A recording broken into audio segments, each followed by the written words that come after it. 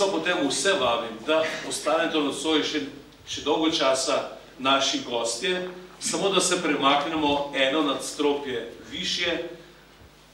Z Romanji je vedno povezano tudi nekaj konkretnega iz popotne torbe in smo vam zgoraj pripravili malo take romarske zakuske, da se zadržimo, da priklepetamo, da čestitamo in podobno. In morda tudi tisto, kar sem že prej omenil, poleg tega, da knjigo pogledamo, tudi kupimo.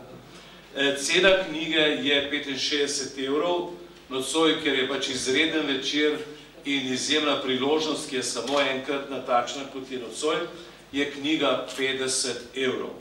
In je na voljo zgorej v knjigarni so sodelavke in vam knjigo tudi rade seveda prodale. Avtorja prosim, da bo zgoraj si vzel čas in svinčnik in se tudi v knjige podpisal, ker bo potem knjiga imela še posebno vrednost. Ker pa vem, da mnogi ne hodimo z velikim denarjem na pot, je pa nocoj možno se na knjigo tudi odnesti brez denarja. Pejte gor pa recite, zapište moje ime, jaz sem ta pa ta, in dobite knjigo in nikar, tudi vaš naslov seveda, in potem nikar ne skrbite, da bi vam pozabili poslati račun. Po tej ceni nocojšnji, se pravi po 50 €, tudi v tem primeru. No in je še neka priložnost zgorej v naši galeriji, ki je zasedena, zato smo tukaj spodaj, je zelo zanimiva razstava Sakralna umetnost na Kočevskem, kjer so predstavljene slike in redke ostanki 93 porušenih kočevarskih cerkva in 34 modelov teh cerkva, da lahko vidimo, kakšne so bile, in na panojih je lepo popisano, kakšne so bile cerkve, kdaj so bile, kakšna vsa umetnostna dela so bila v njih, in druga slika in drugi napisi pa kažejo, kaj je od tistega danes ostalo. Pretresljiva razstava, mimo grede si jo poglejte, ker bo odprta. To je to. In zadnjo besedo imajo naši pevci in nam bojo zapeli Angelček, varuh moj. Avtorja Prva pesem Na Golgoti, Čas posta, avtor je Martin Železnik. Potem Večerne jave, najbrž vsi poznate, znani skladatelj Anton Förster. Potem Mal čez Izero je avtor besedila Franc Saleški,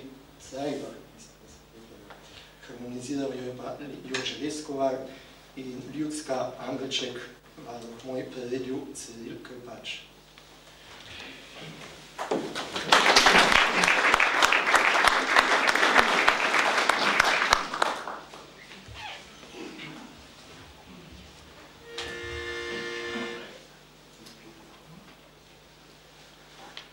Oh